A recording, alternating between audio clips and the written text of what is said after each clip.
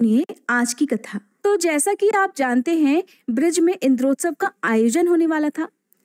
उत्सव के लिए जो उत्सुक ब्रजवासी थे, उन्हें देखकर भगवान कृष्ण ने बड़े बूढ़े गोपों से कौतूहलवश पूछा कि ये इंद्रोत्सव क्या वस्तु है जिससे आप लोगों को इतना हर्ष हो रहा है। श्री कृष्ण को अत्यंत आदर पूर्वक प्रश्न करते देखकर नंद गोप ने कहा, बेटा, देवराज इंद्र मेघ और जल के स्वामी हैं। उन्हीं से प्रेरित होकर मेघ जल में रस की वृष्टि करते हैं। उस वृष्टि से ही अन्न पैदा होता है, जिसे हम तथा अन्य देहधारी खाकर अपना जीवन निर्वाह करते और देवता आदि को भी तृप्त करते हैं। ये दूध और बछड़ों वाली गौवें इंद्र के बढ़ाए हुए अन्न से ही संतुष्ट होकर हष्ट पुष्ट रहती हैं।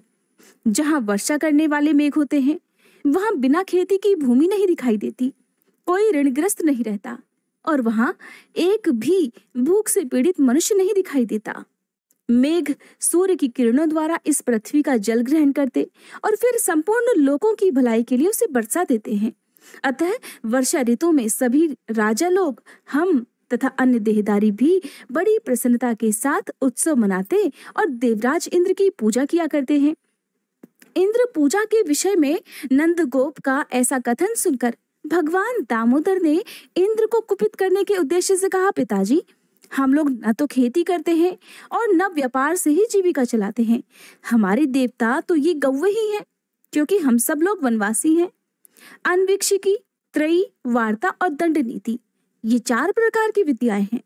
उनमें से वार्ता का संबंध हम लोगों से है, अतः उसका वर्णन सुनिए। पिताजी, कृषि, वाणिज्य और पशुपालन, इन तीनों वृत्तियों पर वार्ता अविलंबित रहती है। कृषि किसानों का व्यवसाय है और वाणिज्य क्रय विक्रय करने वाले वैश्यों की। हम लोगों की सबसे प्रधान वृत्ति है गोपालन। इस प्रकार ये वार्ता के 3 भेद हैं। उपर्युक्त 4 विद्याओं में से जो जिस विद्या से निर्वाह करता है, वही उसके लिए महान देवता है। उसे उसी की पूजा अर्चना करनी चाहिए।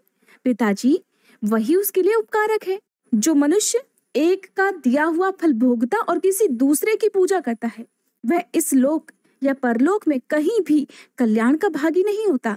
हमारे इस व्रज की जो प्रख्यात सीमाएं हैं, उसका पूजन होना चाहिए। सीमा के भीतर वन है और वन के भीतर संपूर्ण पर्वत हैं, जो हमारे लिए परम आश्रय हैं। अतः हमें गिरि यज्ञ और गोयज्ञ आरंभ करना चाहिए। इंद्र से हमारा क्या लाभ होता है? हमारे लिए तो गौवे और गिरिराज ही देवता है। ब्राह्मण मंत्र युक्त यज्ञ को प्रधानता देते हैं।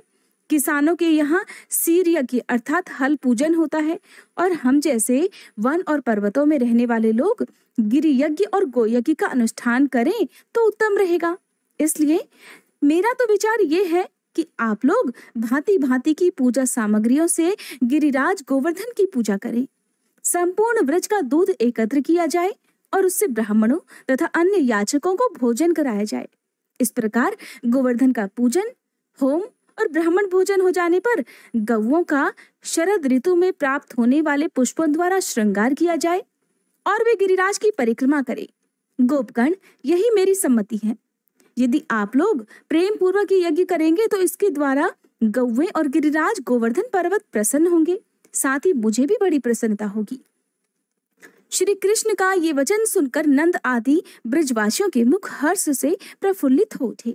वे कहने लगे, बहुत ठीक, बहुत ठीक बेटा, तुमने जो अपना मत प्रकट किया है वो बहुत सुंदर है। हम लोग वही करेंगे। अब गिरि यज्ञ का ही आरंभ किया जाए। ऐसा कहकर ब्रजवासियों ने गिरि यज्ञ का अनुष्ठान किया। गिरिराज गोवर्धन को दही और खीर आदि की बलि चढ़ाई। सैकड़ों हजारों ब्राह्मणों को भोजन कराया। फिर गौओं और सांडों की पूजा की गई और उनके द्वारा गिरिराज की परिक्रमा कराई गई। सांड जल से भरे मेघ की भांति गर्जना करते थे। भगवान कृष्ण दूसरे रूप में पर्वत के शिखर पर जा बैठे और मैं ही मूर्तिमान गिरिराज हूँ, ऐसा कहकर गोपों द्वारा अर्पित किए हुए नाना प्रकार के अन्नों का भोग लगाने लगे और अपने कृष्ण रूप से ही गोपों के साथ पर्वत शिखर पर चढ़कर उन्होंने अपने द्वितीय शरीर गिरिराज का पूजन भी किया। फिर गिरिराज रूप में प्रकट हुए भगवान अंतर्ध्यान हो गए और गोपगण उनसे मनोवांछित वरदान पाकर गिरि यज्ञ की समाप्ति करके पुनः अपने ब्रज में वापस लौट आए। व्यास जी कहते हैं, इंद्र यज्ञ में बाधा पड़ने से देवराज इंद्र को बड़ा क्रोध हुआ। उन्होंने मेघों के संवर्तक नामक गणों से कहा, बादलों, मेरी बात सुनो। और मैं जो भी आज्ञा दूं उसे बिना विचारे शीघ्र पूरा करो। खोटी बुद्धि वाले नंदगोप ने अन्य ग्वालों के साथ श्री कृष्ण के बल पर उन्मत्त होकर मेरे यज्ञ को बंद कर दिया है।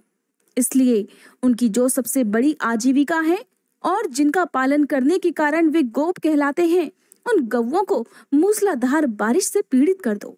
मैं भी पर्वत शिखर के समान ऊंचे ऐरावत पर सवार होकर वायु के सहयोग से तुम लोगों की सहायता करूंगा। देवराज की ऐसी आज्ञा पाकर मेघों ने गौओं का संहार करने के लिए बड़ी भयंकर आंधी और वर्षा आरंभ कर दी। एक ही क्षण में पृथ्वी, दिशाएं और आकाश धारा प्रवाह वृष्टि के कारण एक हो गए। वर्षा के साथ ही वायु भी बड़े वेग से चल रही थी। इससे कांपती हुई गौएं प्राण त्यागने लगी। कुछ गौएं अपने अंक में बछड़ों को छुपाकर खड़ी थी। जल की तेज धारा बहने से कितनी ही गायों के बछड़े बह गए। बछड़ों का मुंह अत्यंत दयनीय हो रहा था।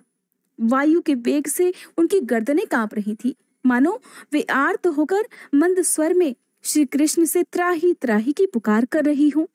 भगवान ने देखा गौओं, गोपियों और ग्वालों से भरा हुआ संपूर्ण ब्रज अत्यंत पीड़ित हो रहा है। तब उन्होंने उनकी रक्षा करने के लिए इस प्रकार विचार किया, जान पड़ता है कि सब देवराज इंद्र की ही करतूत है।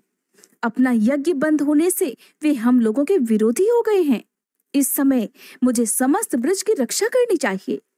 ये गोवर्धन पर्वत बड़ी बड़ी शिलाओं से युक्त है। इसी को अपने बल से उखाड़कर मैं ब्रज के ऊपर छत्र की भांति धारण करूंगा। ऐसा निश्चय करके श्री कृष्ण ने गोवर्धन पर्वत को उखाड़ लिया और उसे लीला पूर्वक एक ही हाथ से धारण कर लिया।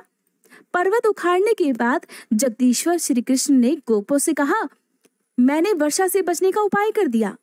तुम सब लोग इसके नीचे आ जाओ और जहां वायु का झोंका ना लगे ऐसे स्थानों में यथा योग्य बैठ जाओ। किसी प्रकार का भय मत करो।